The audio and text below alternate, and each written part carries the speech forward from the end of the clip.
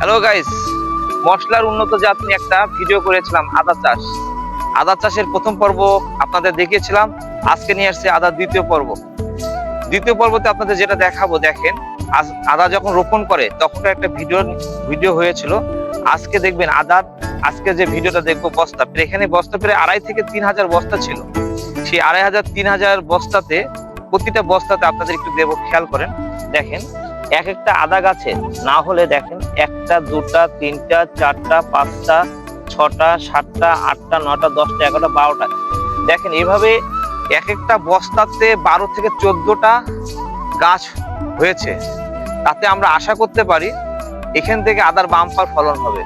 তাই আমরা বলবো যে আপনারা দেখেন প্রত্যেকটা গাছ এত সুন্দর সবুজে সবুজে ভরিয়ে গেছে।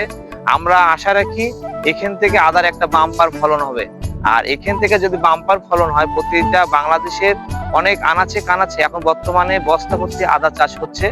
যদি এই সমস্ত জায়গাতে যদি আদা পরিপূর্ণতা পায়, তাহলে আমরা মনে করবো যে বাংলাদেশের আদা দিয়ে বাংলাদেশের চাহিদা মেটানো সম্ভব। তাই বলবো যে আপনারা বস্তায় আদা চাষ করুন। আর একটা কথা না বললে নয়, এই আদার দ্বিতীয় পর্ব আমরা তৃতীয় পর্ব করব। যখন আদা তোলা হবে, তখন আদা তোলার পরে বুঝতে পারবো আদার বাম্পার ফলন হয়েছে কি না। আর ততদিন পর্যন্ত পাশে থাকবেন, সাথে থাকবেন। ধন্যবাদ বন্ধুরা।